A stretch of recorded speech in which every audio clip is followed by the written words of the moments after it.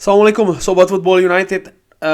Jumpa lagi di channel Football United yang ringan amatiran ala gua.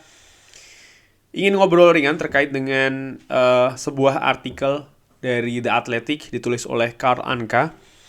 Judulnya adalah "Setiap pertandingan Manchester United sekarang adalah ujian bagaimana mereka ini terus mengikuti prinsip-prinsip dari Erik ten Hag." Manchester United kembali dari international break. Dua jadwal masih harus dikonfirmasi di kalender ya. Piala FA semifinal menghadapi Brighton sudah dikonfirmasi tanggal 23 April. Tapi Erik ten Hag dan juga pasukannya belum mengetahui nih jam berapa pertandingannya dan juga tanggal dari pertandingan tunda menghadapi Chelsea. Ini merupakan problem yang cukup manis bagi pemain Manchester United, staff dan juga fans. Karena ya tim sekarang ini berkompetisi di banyak pertandingan dengan 100% kepastian, kurang lebih demikian ya. Dan ya Manchester United sejauh ini juga sangat cair di dalam pertandingan-pertandingan yang dilalui walaupun jadwalnya itu sangat ketat.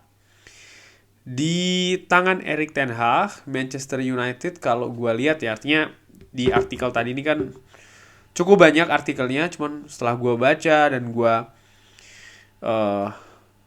gue mungkin rangkum, intinya memang jadwal dari Manchester United setelah ini akan sangat ketat, di mana persiapan itu akan menjadi hal yang sangat penting. Bahkan hal-hal details itu juga bisa jadi akan sangat menentukan. Seperti ya tadi diberikan contoh, tanggalnya sudah keluar tapi jamnya belum keluar, ya kan?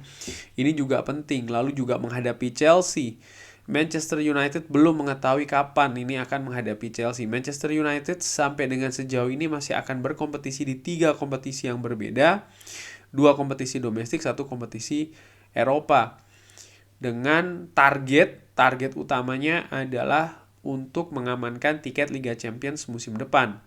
Posisi 4 besar yang sekarang ini sudah diraih oleh Manchester United sampai dengan sejauh ini kan belum ada jaminan nih Manchester United akan terus berada di 4 besar. Saat ini selain Manchester City dan juga Arsenal yang sudah menduduki peringkat 1, peringkat 2 yang nampaknya aman, Manchester United yang berada di posisi ketiga ini akan mendapati persaingan yang ketat dari Tottenham Hotspur, Newcastle dan juga mungkin tim lainnya yang masih sekarang berada di posisi di bawah dari tim-tim itu tadi ya. Bagaimana perjalanan dari pasukan Erik ten Hag sampai dengan sejauh ini? Di The Athletic ini ada grafik yang menurut gue cukup menarik yang memperlihatkan bagaimana non-penalty expected goals dan juga angka kebobolan dari waktu ke waktu. Ini dari zamannya Ole Gunnar Solskjaer. Ole Gunnar Solskjaer tuh panjang banget ya. Lalu di tengahnya itu adalah Ralf Rangnick, banyak merahnya di sana, angka kebobolan yang tinggi. Lalu di awal-awal masa Erik ten Hag itu juga expected kebobolannya juga tinggi.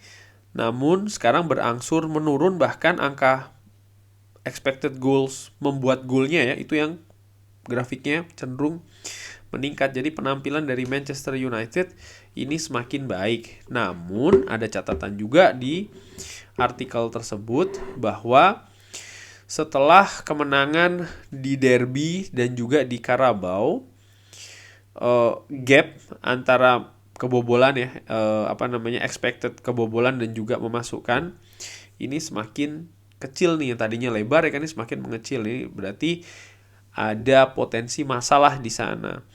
Dan kalau diperhatikan dari artikel tersebut, dia juga menyoroti tentang situasi skuad yang bisa jadi mempengaruhi performa, yaitu adalah jadwal yang ketat mengakibatkan kelelahan ya dari para pemain dan juga beberapa pemain kunci yang cedera. Christian Eriksen saat ini ataupun juga absen ya. Dan tentu saja ada Casemiro yang terkena hukuman ya kan, suspension. Dan ini sudah merupakan yang kedua kali kan kalau tidak salah kartu merah yang diperoleh atau ya absen karena akumulasi lah katakanlah demikian bagi Casemiro yang merupakan pemain andalan nih terutama di lini tengah. Lalu juga disoroti bagaimana lini depan dari Manchester United terutama setelah cabutnya Cristiano Ronaldo dan datangnya Wout Weghorst. Wout Weghorst memang dinilai sangat impresif karena dalam 18 pertandingan secara berurutan setelah dia datang di bulan Januari ini selalu bisa tampil walaupun dia tidak cukup rajin mencetak gol ya. Tapi juga diperhatikan dari artikel tersebut menulis kalau mencetak gol memang dia tidak banyak, tapi ada hal-hal lain yang dia juga memberikan kontribusi ke permainan Manchester United di atas lapangan. Namun yang diperhatikan juga adalah yaitu tadi 18 pertandingan secara berurutan Wout Weghorst ini hanya menjadi satu-satunya pemain yang tersedia untuk lini depan. Pemain lain seperti Anthony Martial masih terus terbenam dalam cedera kan, dan ini mengakibatkan faktor tadi di awal, kelelahan dari para pemain yang akhirnya mempengaruhi grafik itu tadi. Ini menurut gue harus dicari solusinya ya dari Erik ten Hag tentu saja, karena kompetisi ini akan mendekati akhir di mana akan semakin ketat nih. Sikut-sikutannya akan semakin terasa. Baik itu di kompetisi FA yang sudah memasuki hampir babak terakhir kan ini, Europa League dengan sistem gugurnya, dan tentu saja Premier League yang merupakan target utama dari Manchester United untuk bisa berada di 4 besar untuk merengkuh atau meraih tiket Liga Champions. Sampai dengan sejauh ini dibahas juga di artikel bahwa ada sebuah web statistik ya namanya 538, ini memberikan atau memperkirakan dari angka statistik 74% kalau Manchester United ini akan berhasil untuk bisa ke Champions League musim depan. Tapi sekali lagi ini masih hitung-hitungan secara statistik. Maksud gue begini, kedepannya kalau ada cedera lagi, mudah-mudahan tidak ya, pemain vital dari Manchester United, pemain utama dari Manchester United ini akan ada pengaruhnya.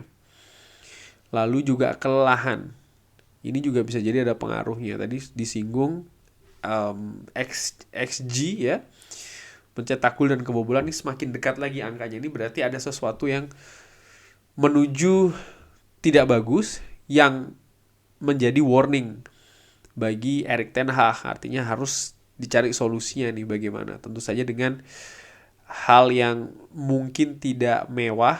Maksud gue tidak mewah itu adalah squad ya, nggak dalam, nggak lebar, pilihan juga sangat terbatas, tapi memasuki babak akhir di mana ya tidak bisa sembarangan ya kan menurunkan pemain, tidak bisa hanya sekedar memberikan menit bermain untuk menambah pengalaman contohnya bagi beberapa pemain muda. Ya, ini sudah semakin akhir, resikonya terlalu besar sehingga Erik ten Hag dan juga tim kepelatihannya harus memutar otak nih, mungkin taktik yang berbeda atau ya dilakukan rotasi sudah mulai lebih sering ya kan di beberapa pertandingan terakhir, terutama di pertandingan piala ya atau cup, ketika Manchester United sudah unggul cukup bagus, Marcus Rashford ditarik ya kan, pemain belakang di rolling juga. Hal-hal demikian ini menurut gue harus bisa terus dilakukan, dan juga konsentrasi, jangan sampai terkena suspension lagi pemain seperti Casemiro ya kan, dan atau juga Bruno Fernandes yang menurut gue ini merupakan pilar utama juga bagi Manchester United musim ini. Jangan sampai dia absen lagi, karena terakhir kali dia absen ya Manchester United kesulitan untuk bisa membangun kreativitas di lini tengah. Kabar akan kembalinya Christian Eriksen menurut gue ini merupakan kabar yang sangat bagus, sangat baik ya, terutama untuk menambah kedalaman skuad. Lalu juga ya moncernya atau tampil baiknya Scott McTominay bersama dengan tim nasional Skotlandia, mudah-mudahan juga akan menular ke Manchester United. Nah, Manchester United dikatakan di artikel tersebut juga akan mendapatkan banyak ujian di musim semi ini ya musim semi sampai dengan nanti bulan Mei ya. Karena ya semakin ketatnya ini tadi kompetisi yang mereka lalui. Dan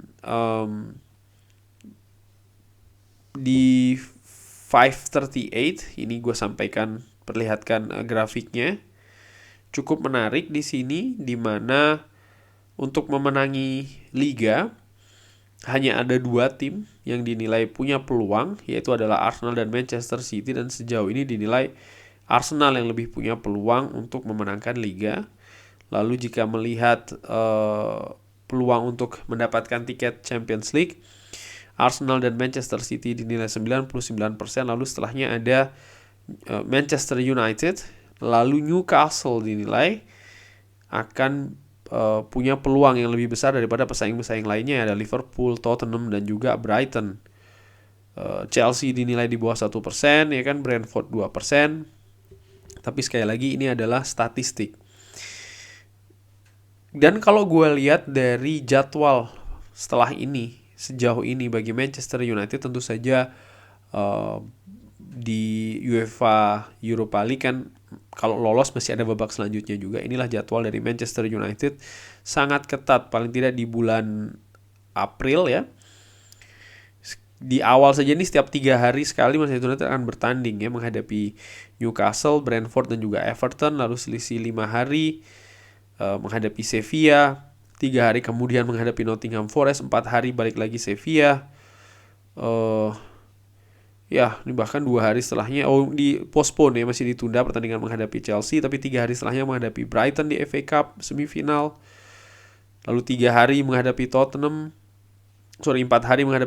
lalu 3 hari menghadapi Aston Villa. Jadi sangat ketat nih jadwal pertandingan dari Manchester United di bulan April. Coba lihat nih, wow, ada berapa jadwal tuh di satu bulan ini? 1, 2, 3, 4, 5, 6, 7, 8, 9 dalam satu bulan ini di bulan April. Sangat-sangat ketat.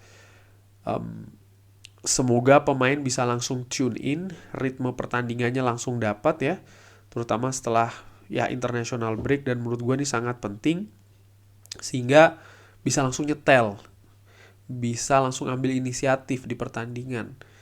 Ini menurut gue juga sangat penting di laga-laga terutama di awal bulan April ini. Semoga Manchester United ya bisa langsung mendapatkan hasil positif, di mana sangat penting sini bulan April ini. Kalau menurut gue bulan April inilah kunci menurut gue dari Manchester United musim ini. 1 trofi sudah diraih di Carabao, tapi untuk hal lainnya ya di Europa League, FA juga akan di bulan April kan, dan juga di Premier League nih, di Liga.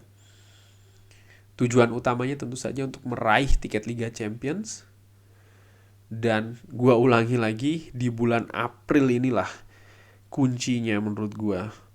Kalau dilihat di Liga, pertandingan yang mungkin akan menantang bagi Manchester United ya, away menghadapi Newcastle. Lalu away mungkin menghadapi Tottenham Hotspur nanti di akhir bulan April. Namun demikian, yang namanya Liga Inggris, semua pertandingan ini akan sulit karena potensi dari kejutan itu selalu ada. Kurang lebih demikian ngobrol ringan kali ini tentang artikel dari The Athletic ya, yang kurang lebih mengatakan kalau Manchester United ini akan memasuki pertandingan Manchester United saat ini adalah ujian untuk melihat bagaimana pemain ini akan bisa ya menerapkan prinsip-prinsip Erik ten Hag, sekaligus juga melihat bagaimana progres dari proses awal Erik ten Hag di Manchester United. Kurang lebih demikian. Mohon maaf kalau banyak kurang-kurang ya, namanya juga ringan amatiran. Terima kasih sudah menyaksikan. Jangan lupa like, subscribe. Wassalamualaikum warahmatullahi wabarakatuh.